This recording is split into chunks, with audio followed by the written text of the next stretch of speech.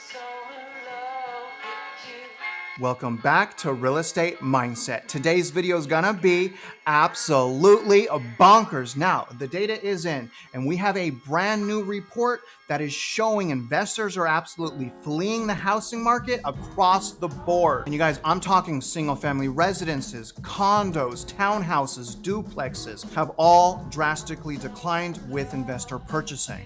This is especially great news because it is another indicator that demand is absolutely getting destroyed. And today we're going to look at just how many investors are fleeing the market. We're going to take a look at what are the differences between institutional investors and mom and pop shops, and just how bad a shape these investor flip companies are actually in. Specifically, guys, Open Door. You know, in my own personal housing market, Open Door right now has over 700 listings. That's just my personal local housing market. So we're going to dig into some really great stuff here today. So I'm really excited to start this video. But remember, you guys, I'm not your financial advisor, even if I want to be, even though my bio is as a realtor, loan officer, and instructor in all things real estate, and a renter, and a father, and someone that is so outworked right now. I am so outworked, guys. Forgive me for lagging on the videos, but I am exhausted. And for this effort, guys, do me a favor, like this video, subscribe if you haven't already, and shoot me a comment below because you know I love hearing from you. But regardless, guys, let's get started on this video right now. Now, we're going to dig into an article from Wolf Street that's basically referencing Redfin. The reason I'm not going to pull up Redfin's article exactly is I feel like Wolf Street has actually covered a lot more bases than Redfin has. So the name of the Wolf Street article that we're going to read today is titled, Investors' Purchase of Single-Family Homes Plunged 32% in Q3, plummeting the most in pandemic boom towns. This is great news. And here's how the article starts. The prospect of substantial home price declines puts them at risk of losing money. Investor purchases of single-family houses plunged 32.3% in Q3 compared to the same time last year, according to Redfin. Based on county records in the 40 most popular metropolitan areas, beyond the lockdown Q2 of 2020, this was the steepest percentage plunge since the housing bust. Investor purchases of condos and co-ops plunged by 27.5% and townhomes by 17.9%, and multifamily buildings with 2 to 4 units by 18.3%. So it has plunged across the board. The chart shows the count of homes purchased by category of homes, and on the right, the year-over-year percentage plunge. These investors are defined as institutions or businesses that buy residential property. So it's really important to understand this is not talking about commercial multifamily like apartments. This is especially a problem because this is specifically talking about residential property. So look at the sheer number of units of single-family residences represented in blue. You can see it's been super out of control going into 2022 with over 70,000 homes, single-family homes, you guys. Those are our homes taken by investors. Now, obviously, what's really super cool to see is that's down 32% year over year. You can see the red lines, condos is down 27%. Townhomes is down 17%, and multifamily is down 18%.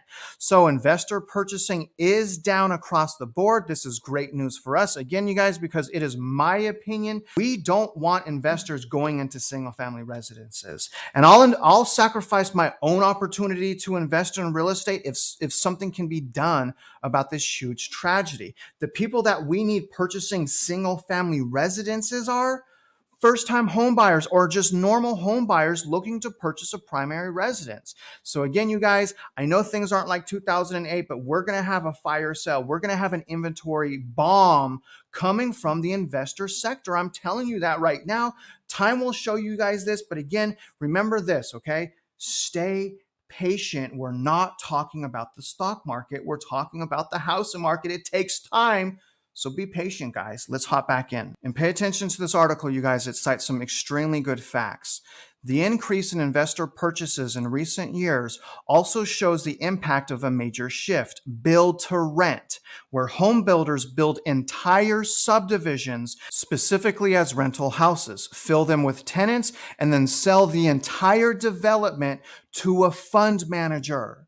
Build to rent was the hottest development in the housing market before the downturn. Real estate investors are retreating because the prospect of substantial home price declines puts them at risk of losing money, said Redfin in the report.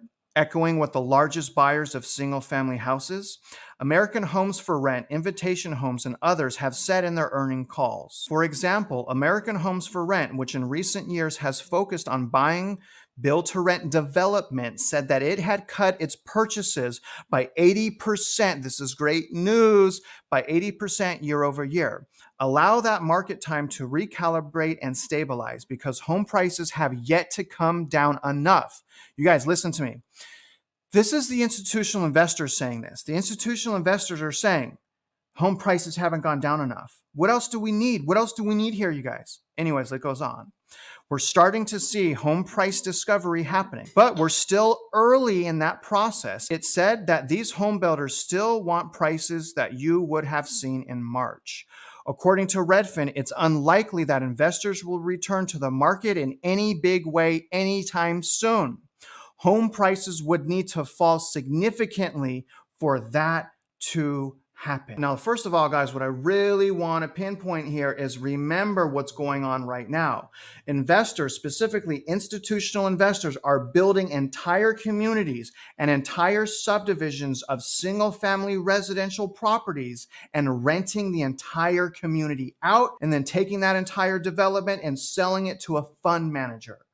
That's what's going on in our housing market. And I don't know about you guys, but do me a favor and comment below and let me know how you feel about that, because I personally don't feel good about that. Even though I do want to invest in real estate, that's a yucky thing to think about. But not only that, you guys, they are also acknowledging that more than likely there's going to be a significant price decline coming up. And until there is a significant price decline, more than likely many institutional investors are going to stay on the sidelines. So please, you guys, please do not rush back in the housing market. Now, I get some buyers are well leveraged and they buy for different reasons, but if you can, you guys, listen, if you can hold off, please, if you can, please do it for me.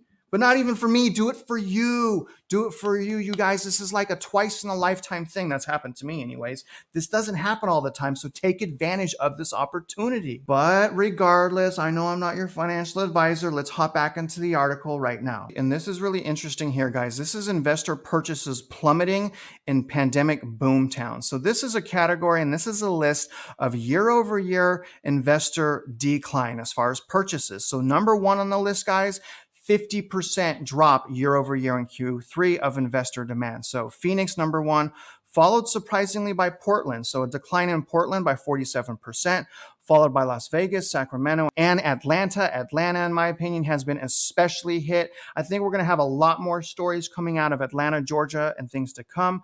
But investor demand has gone down 42% in Q3 of 2022 in Atlanta, followed by Charlotte. My eyes are also on Miami, as you can see here, down 37.7%. Followed by Denver, San Diego, and Riverside at 33.8% drop in investor demand in Q3 of 2022. So what I suspect, guys, is Q4 of 2022, we're going to see even more investors run out of the market. Because remember, usually the investors go first, everyone continues to get burned, and then it's followed by everyone else leaving the housing market. And then remember what I'm saying, when everyone leaves the housing market and no one wants to buy anymore, generally that is the perfect time to buy. And that's what we need to focus on right now. But let's finish out this video. And you guys, again, super interesting stuff here. Investor share or total purchases in Q3. In those 40 metro areas combined, investors purchased 65,000 homes of all types, accounting for a share of 17.5% of all home purchases, down from a share of 19.5% in Q2 and 18.2% a year ago. As overall purchases have plunged and investor purchases have plunged faster than individual purchases. This trend was outlined by the National Association of Realtors through October, with nationwide existing home sales plunging 28% year over year and the investors' share of those plunging sales dropping further. According to Redfin, investors had the highest market share in these markets. So here's the top 5 markets of investor share. And the first thing that I noticed immediately, y'all, is of the top 5 metro areas, 3 of them are in Florida. 3 of them are in Florida. And I've been telling you guys, I'm keeping my eyes on Miami. I think Miami's going to go, I think it's going to have a bit of a meltdown because they already have enough inventory for it to can be considered a buyer's market. So the next thing is generally prices. But as you can see here, the largest metro area was Jacksonville at almost 30% of the shares going to investors. Isn't this maddening to you guys? Miami, almost 30%, Atlanta at 27.6%, followed by Las Vegas and Orlando at 26%. In terms of Jacksonville, despite the large share of investor purchases, overall purchases plunged, and investors' purchases plunged with them by 31.9% year over year. Many investors are looking to offload properties, according to a local Redfin agent. So again, you guys, let me repeat this. Many investors are looking to offload properties right now. Almost all of my listings right now are people looking to sell investment properties or second homes. They want to get rid of them now while they still have some value because they're scared that there's going to be another big crash. All right, guys, let's keep going. This is very, very good stuff. This is very interesting stuff. I hope you guys are paying attention. Investors in the housing market fall into different categories. There are the big money managers such as BlackRock and Blackstone and pension funds that buy entire build-to-rent developments from home builders or entire companies that are already huge landlords. The rental REITs, such as American Homes for Rent and Invitation Homes, also buy entire build-to-rent developments. These companies aren't competing with individual home buyers. They're buying established rental properties. Then there are the smaller investors buying homes as rental properties, and they're competing with individual home buyers, but they're facing high mortgage rates and declining home prices that make this a tough call. A relatively new development in the investor scenario is the iBuyer phenomenon, where companies funded by investor money piled into the housing flipping business. This phenomenon has already collapsed. Zillow abandoned it last year amid hundreds of millions of dollars of losses. Redfin threw in the towel this year. Opendoor, with nothing else to fall back on, has cut back its purchases. The company, which has gone public via merger with a SPAC in December of 2020, lost $928 million in Q3. I think that's 2022. I think that's a typo, guys. Bringing its total losses since 2019 to $2.2 billion. And you guys think they're ready to run back in? I don't think so, right? I don't think so. And every house it has bought has to be sold. And that turns out to be much harder than they anticipated. Its shares are at $1.64 and has collapsed 95% from the peak. I don't know about you guys, but this is really shocking and really exciting for me because I'm waiting for the reset.